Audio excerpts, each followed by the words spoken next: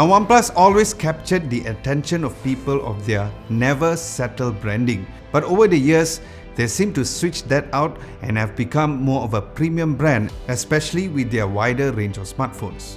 But the question that I had heading to this review of the OnePlus 9 is that have OnePlus finally settled? Hey guys, Adam Lobo here from Adam Lobo TV, and in this video, I'll be giving you my full video review of the OnePlus 9 5G. Yep, the non-Pro variant, so keep watching.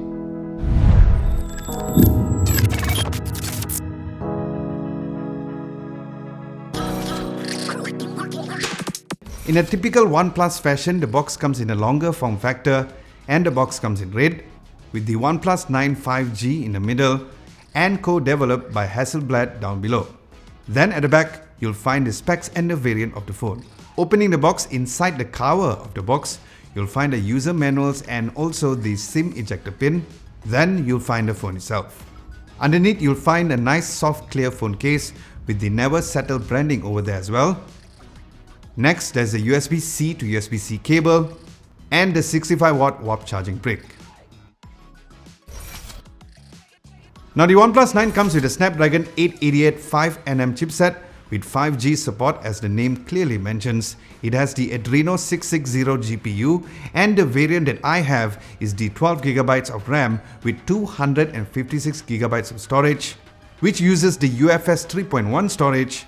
And it comes shipped with Oxygen OS 11, where the current update when I did this review is version 11.2.5.5.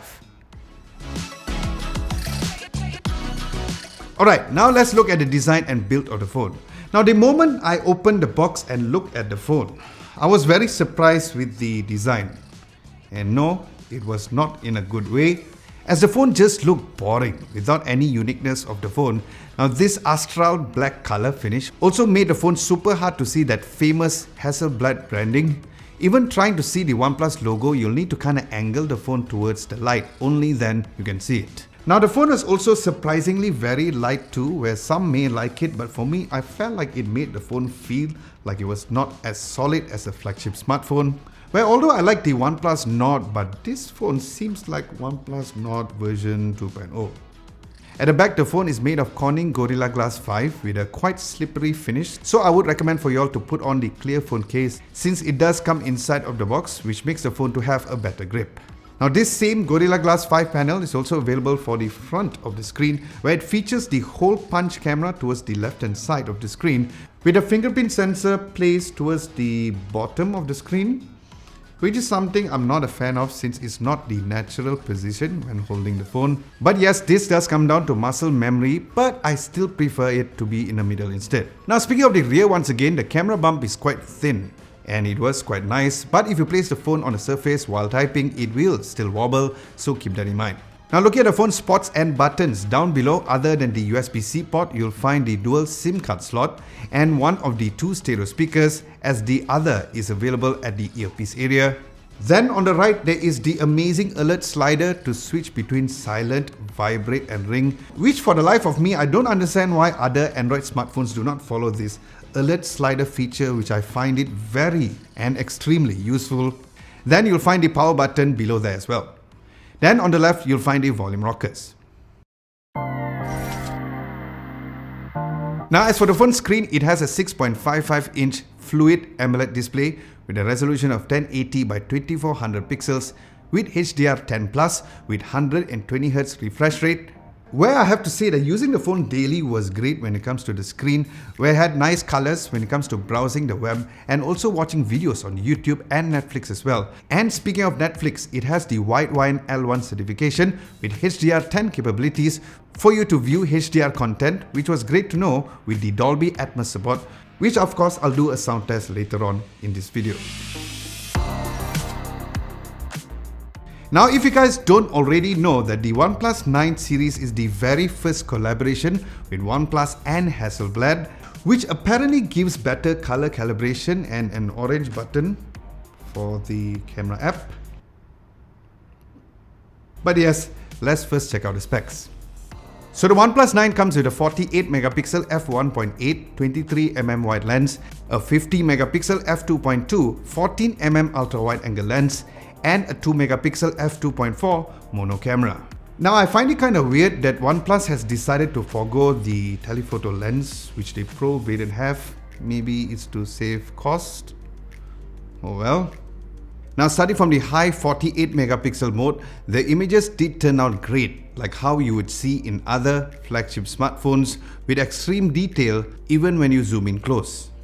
Now look at the main lens, the pictures were great, where I could see the difference in the overall color and contrast, and the overall saturation wasn't overpowering, which kinda reminded me of the photos taken on the Pixel phones. So finally, there's no need to get a Gcam app for the phone.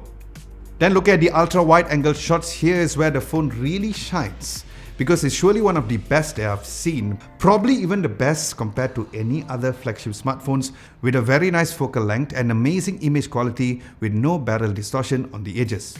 Now as for portrait mode, here is where again I had great results with another set of great quality photos as well, where these shots were taken by going and putting my hands like this to get it towards my face, and portrait mode for subjects was also great as well. Then as for the useless mode, macro mode, the images were decent with just okay focusing modes to get those close-up shots if you guys are into this particular mode. The nightscape mode on the OnePlus 9 didn't disappoint as usual, with great highlights and shadow balance with low noise on the images as well, and you can use this particular nightscape mode both for the ultra-wide and the main lens as well. Next, looking at the front camera, the phone has a 16 megapixel f2.4 wide lens.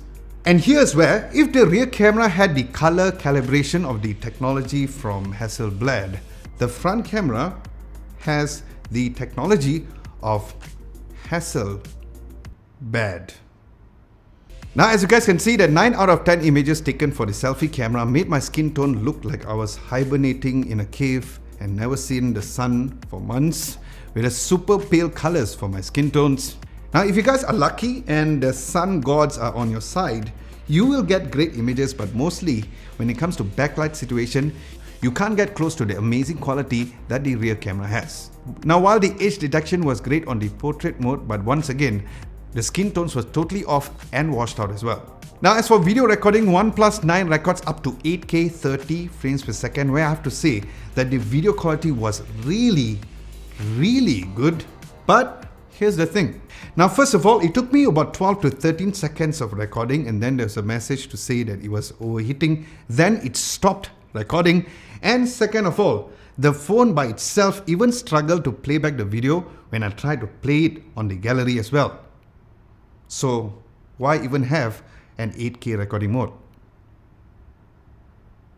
Then when it comes to 4K video recording, once again the video quality was truly nice and amazing with great image stabilization. And although some people were complaining about not having OIS, but I didn't find any issues with that. But once again, the 4K video recording was great, but it will give you the overheating warning, and it did stop the recording halfway once again. But mind you, it's not as hot as other smartphones like the Xiaomi Mi 11 Ultra, but it gave such warning and stopped the recording. So this reminds me of the Canon R5 camera, which did the same, where it kind of thermal throttle without the camera being actually really warm, and that seems to be the case on the OnePlus 9 as well. Then when it comes to the front video recording, what's weird is that you have absolutely no idea what recording resolution. As OnePlus said, nope, I'm not gonna give you recording options for that. Where it records up to 1080p up to 30 frames per second, where once again, if the light is on your side, the video quality was great, but there was a video exposure issues, as you guys can see, if you are in a backlit situation where it looks totally Hasselblad. Now as for the phone speakers, it comes with stereo speakers where the overall sound quality was great. And I have to say that this is one of the few smartphones which had great bass to the speakers and nice audio separation as well. But the output was not the best at only 92.8 dB, and here is a quick sound test.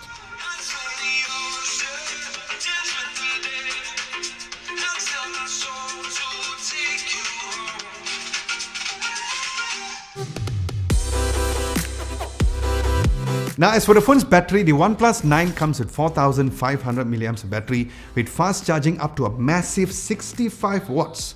Whereas seen in the unboxing that the charger comes inside of the box, but the wireless charging is only capped at 15 watts compared to 30 watts on the OnePlus 9 Pro. And in terms of the amount of screen on time that I got, based on me using the phone daily, I got an average of 5 hours and 55 minutes to 6 hours when I was at 10% battery with dark mode turned on, which I have to say that I was overall very impressed with the battery life.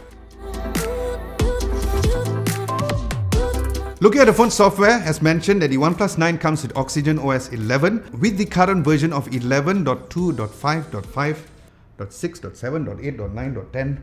What's with the amount of decimals? During the time I was reviewing this phone, where in this case Oxygen OS has always been one of the top Android skins where navigating through the menu system was as straightforward as it gets, but the haptics on the phone was a bit on a lack of a better word, felt cheap. But the other software features like quick launch feature was also great as well. But what I did not like is that I don't get it that now when you swipe from the middle of the screen, it brings you to another weird menu instead of the notification shade, which I could not find an option to go back to that. So I did not get why they changed or when they changed that, but other than that, I have no complaints about the overall software experience. Next, when it comes to gaming, on Genshin Impact, the game ran smoothly at higher settings at 60 frames per second, where there was a bit of a micro lag during the ultimate animation times, you know, those or if there were lots of subject on the screen. Now, after about 5 minutes, the phone was warm to the touch, where the battery started to drain after about 13 minutes. Then there was a notification of the screen dimming issue to reduce the temperature, as it went from 38 degrees to 44 degrees and the battery went from 50% to 45% very quickly. Then things were amazing on PUBG Mobile, as it ran great with graphics set to UHD and frame rate set to extreme without any issue whatsoever. There was no overheating issues even after 15 minutes of gaming and no battery drain issues as well, and the overall temperature only rose from 35 degrees to 38 degrees. So in conclusion, OnePlus 9 is a phone which has equally some good and not so good things about the phone as mentioned in this video. Now, in my humble opinion, I think that OnePlus has lost its plot slowly and losing its core features of being a great smartphone brand with super great pricing like how the Poco series was and still currently known to be.